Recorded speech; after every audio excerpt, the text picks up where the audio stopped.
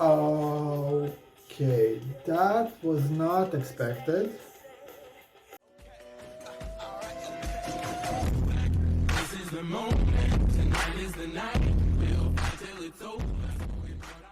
Hello everyone, welcome back to my channel. In this video we're going to talk about Denmark and Danish entry for Eurovision 2022. The Melody Grand Prix finished on March 5th and we got the winner.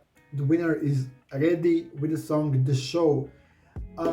So the composer and songwriters, I will probably mess this up, but my source says that one of the producers is Chief 1 or Chief I, I'm not sure. Julia Fabrin Jakobsen, Remy and Siggy Savory. I probably messed that all up, but you will forgive me. For me, Denmark is usually like, ooh, this is really cool, I love it, or well, so I wonder which direction is gonna be this year, but most of the time it's either top 10 or like top 15 or bottom 10. It's rarely somewhere in the middle, so let's see where this will land for me this year. Let's start with reaction in 3, 2, 1.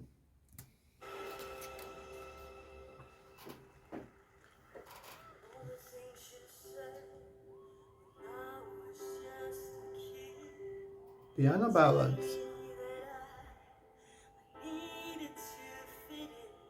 Okay, so I see reoccurring topic again.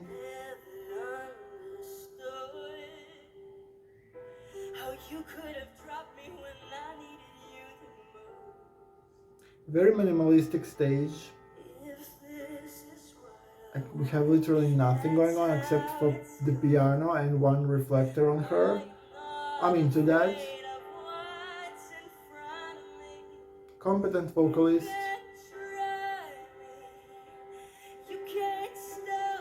Sounds a bit dated. Okay, I like this part.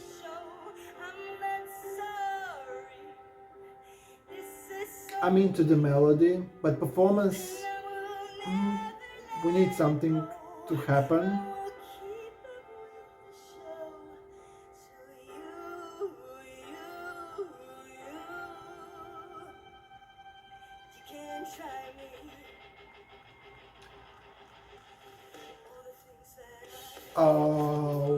Okay, that was not expected.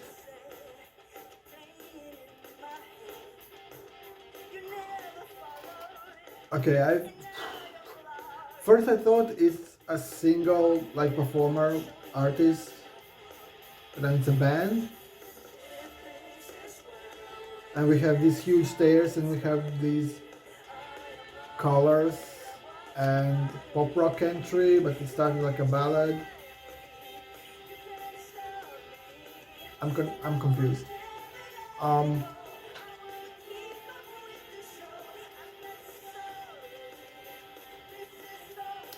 into the chorus, but I prefer the first part much more than this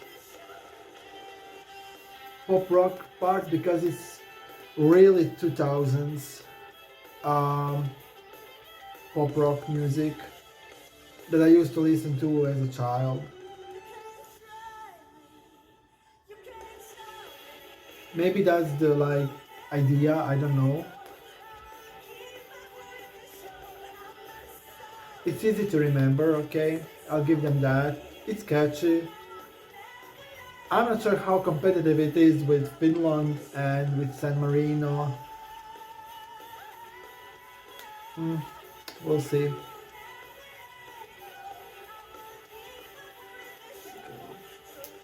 They're not in the same semi. Okay.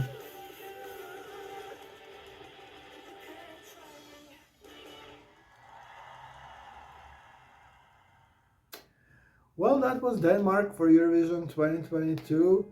An interesting combination of styles. Let's go in details and let's see what we have here, starting with song and lyrics.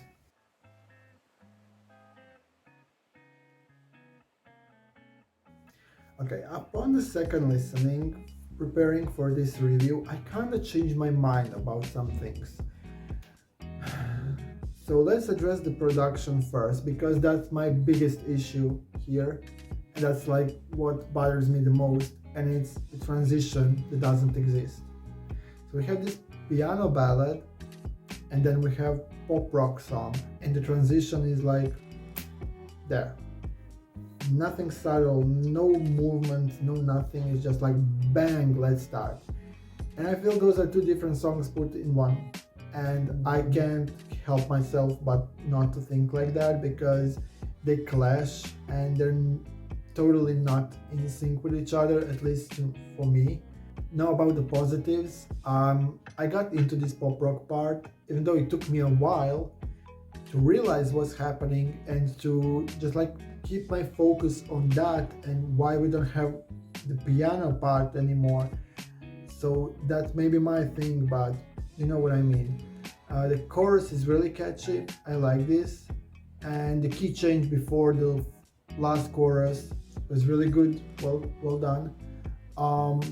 But overall, I feel that as a whole this composition looks and sounds a bit dated, very late 90s, early 2000s vibes. I used to listen to that when I was a child, and I can confirm that such songs still exist, and it's kind of the vibe that is still alive. But how many people will like it and how many people will call for it, because we've seen that last year they tried with the 80s vibe and it didn't work. So yeah, that's the question that I'm asking myself. Lyrics. So it's another self-affirming song, and this is kind of the recurring theme that I said already, because we had Australia, we have Malta, we have Germany. It's all like reflecting on yourself and on your like emotions and connection with the world, with the people. It's kind of the same thing but presented differently. And now I'm wondering, is this what you present genuine? Because we've seen it so many times already for this season, and who knows how many times in the national finals.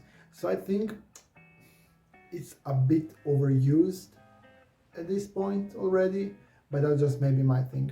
My favorite lyric is, "I'm not afraid of what's in front of me."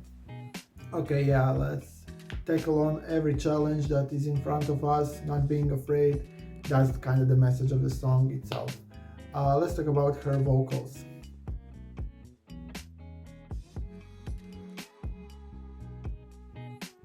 So about her vocals, this is where I have also some critique, because during the first part I noticed that she's really forcing it. Like in comparison to the other part, if it were only the first part, you wouldn't really get it, but it sounds like she's really deepening her voice so much and she's forcing it. It doesn't seem natural, and she's overdoing it. You have that you part, you can hear it there. By the very end of, I don't know if it's a verse or a chorus, but before the transition to the pop rock part, you can really hear how she's already doing it. So, but then we get to the second part, which is vocally much better. She feels better singing like that, and I think the other band members are singing with her as well, or there is some backing vocalists here, and the harmonies are really nice. So simply she sounds much better in this second part, because she's not overdoing it. She's just singing as she should and drag the words, and she's not going too deep or too high unnecessarily. So definitely I prefer the second part over the first one. Moving on to the performance and choreography.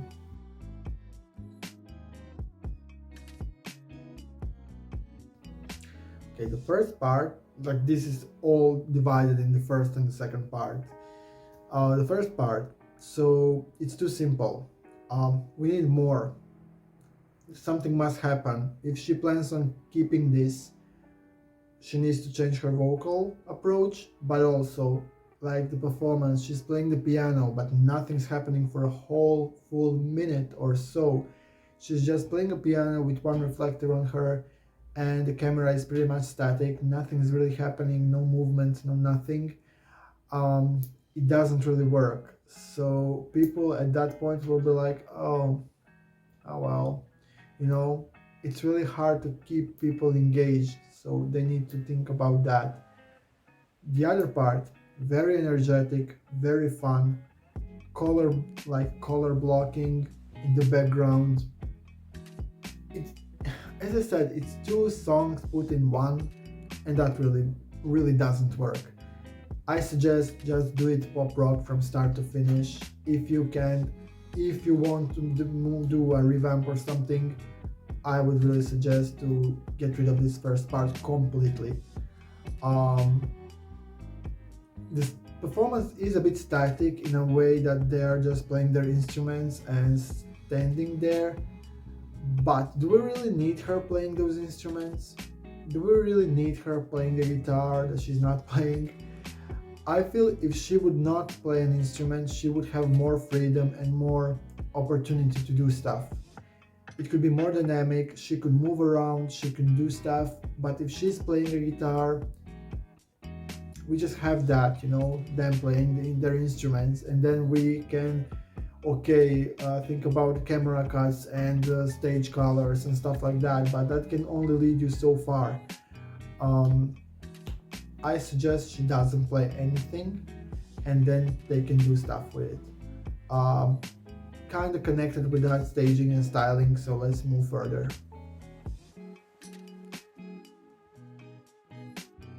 Okay, we had two separate stages, let's call it here, and I would do that for the Eurovision performance as well. If they decide to choose the piano and this first part of the song, I would make a fake wall or something where she plays the piano on that first stage, but make it like elevated, like more reflectors, more better camera cuts, something on the floor, some animations shot from the above. Something needs to happen, and then she can just turn around, or they can just switch the platform on the other side. That could be cool. Okay, that could be cool. So she could be playing a piano and then just swap the platform on the other side. Then she could walk around and start playing with a band. That wouldn't be bad. So yeah, maybe do that. This requires light show, this requires fireworks during the last chorus. We need to really get the things going here, because song on its own, it's fun, it's catchy, it's decent, but the performance part is lacking a little bit, so we need to elevate it somehow, and they can do that. I think that they can, really, it's not that hard. Just invest in some of the pyro, and if they decide to do the spinning thing with the fake wall or something, that's how I would do it. But yeah, overall it has potential, but it's the first version of it, so we need to work on it now. Styling, very short here. I think this works what they had on, like they had a single color suits and something on the suit. Each and one of them had something on the suit. That was cool. I would keep that. Why not? Let's talk about Denmark's chances of qualifying.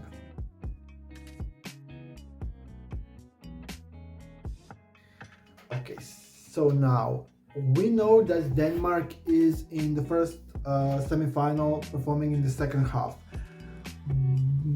Looking at the lineup so far that is known to me, Bulgaria is the closest to it, kind of, not really, but is the only rock song here that I see.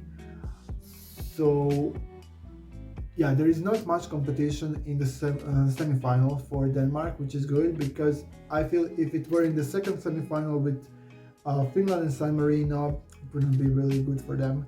So hopefully they can, if they elevate and if they do something, this could qualify, especially because the first semi-final seems to be kind of weaker, even though The countries are a bit like, stronger names we have here, but something tells me that it's gonna be a weaker of the two semis, so maybe Denmark could qualify. Let's see the Eurovision scoreboard app and at which place Denmark is at the moment. This is looking grim. Denmark, yeah, the situation is not the best. Not everything is lost. I said there is a potential. Hopefully, they will come up with a solution. What do you think? Do you think Denmark can qualify with this song, with this performance? And how would you do the staging? Let me know in the comment section. I like talking to you and I like your opinions, of course. The next country I'm gonna do is the Netherlands. And until that video,